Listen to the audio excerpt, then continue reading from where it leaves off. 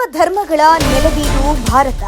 ವಿಶ್ವದ ಪ್ರಮುಖ ಧರ್ಮಗಳು, ಸ್ಥಳೀಯ ನಂಬಿಕೆಗಳು ಮತ್ತು ಬುಡಕಟ್ಟು ಸಂಪ್ರದಾಯಗಳು ಸೇರಿದಂತೆ ಹಲವು ಧರ್ಮಗಳಿಗೆ ನೆಲೆಯಾಗಿರುವ ಏಕೈಕ ರಾಷ್ಟ್ರ ಅಂದ್ರೆ ಅದು ಭಾರತ ಅಂದರೂ ತಪ್ಪಿಲ್ಲ. 2011ರ ಜನಗಣತಿಯ ಪ್ರಕಾರ ಭಾರತದ ಜನಸಂಖ್ಯೆಯು 79.8% ಹಿಂದೂ ಧರ್ಮ, 14.2% ಇಸ್ಲಾಂ, 2.3% ಕ್ರಿಶ್ಚಿಯನ್ ಧರ್ಮ, 1.7% ಸಿಖ್ ಧರ್ಮ, 0.7% ಬೌದ್ಧ ಧರ್ಮ ಮತ್ತು 0.4% ಜೈನ ಧರ್ಮವನ್ನ ಅನುಸರಿಸುತ್ತಿದ್ದಾರೆ ಭಾರತದ ಜನರು. ತಮಿಳುನಾಡಿನಲ್ಲಿ ಅನೇಕ ಪ್ರಸಿದ್ಧ ಹಿಂದೂ ದೇವಾಲಯಗಳಿವೆ. ಈ ರಾಜ್ಯವನ್ನ ದೇವಾಲಯಗಳ ನಾಡು ಎಂದು ಕರೆಯುತ್ತಾರೆ. ಇಲ್ಲಿ ಸುಮಾರು 33,000 ಪ್ರಾಚೀನ ದೇವಾಲಯಗಳಿದ್ದು ಅವೆಲ್ಲವೂ 800ರಿಂದ 3,500 ವರ್ಷಗಳಷ್ಟು ಹಳೆಯದು ಅಂತ ಕಾಲಾನುಕ್ರಮದಲ್ಲಿ ಹೇಳಲಾಗಿದೆ. ಈ ರಾಜ್ಯವು ಹೆಚ್ಚಾಗಿ ಹಿಂದೂ ದೇವಾಲಯಗಳಿಗೆ ನೆಲೆಯಾಗಿದೆ.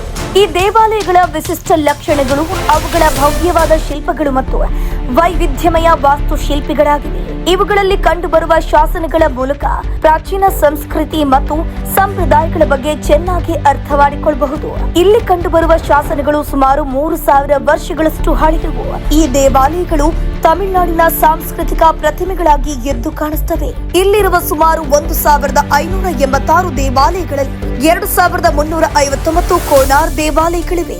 ತಮಿಳುನಾಡಿನ ಸರ್ಕಾರವು ಈ ಶಿಥಿಲಗೊಂಡ ಕೋನಾರ್ಗಳಲ್ಲಿ ಸುಮಾರು 1,086 ಅನ್ನ ಪುನಃಸ್ಥಾಪಿಸಲು ನಿರ್ಧರಿಸಿದೆ.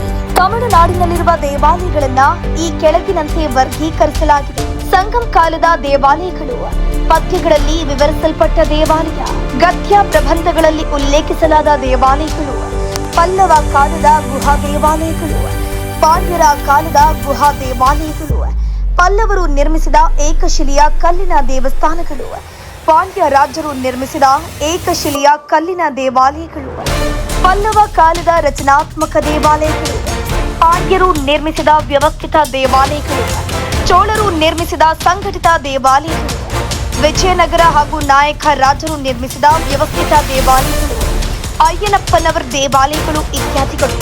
ಇನ್ನು ಭಾರತದಲ್ಲಿ ಅತಿ ಹೆಚ್ಚು ದೇವಾಲಯಗಳನ್ನ ಹೊಂದಿರುವ ರಾಜ್ಯ ಅಂತ ತಮಿಳುನಾಡನ್ನ ಕರೀತಾರೆ. ಇಲ್ಲಿ ಸರಿಸುಮಾರು 4 ಲಕ್ಷಕ್ಕೂ ಹೆಚ್ಚು ಹಿಂದೂ ದೇವಾಲಯಗಳಿವೆ. ತಮಿಳುನಾಡು ಹಿಂದೂ ದತ್ತಿ ಮಂಡಳಿಯ ಪ್ರಕಾರ 3,90,615 ದೇವಾಲಯಗಳಿವೆ. ಸಂಕೀರ್ಣ ವಾಸ್ತುಶಿಲ್ಪ, ವೈವಿಧ್ಯಮಯ ಶಿಲ್ಪಗಳು ಮತ್ತು ಶ್ರೀಮಂತ ಶಾಸನಗಳಿಂದ ಕೂಡಿದ ಈ ದೇವಾಲಯಗಳು ತಮಿಳು ನೆಲದ ಸಂಸ್ಕೃತಿ ಮತ್ತು ಪರಂಪರೆಯ ಮೂಲ ತತ್ವವಾಗಿ ಉಳಿದಿವೆ. ಮತ್ತಷ್ಟು ಸುದ್ದಿಗಳಿಗಾಗಿ ನೋಡ್ತಾ ಇರಿ ಪಬ್ಲಿಕ್ ನ್ಯೂಸ್ 24x7. ಇದು ಸತ್ಯದ ಧ್ವನಿ.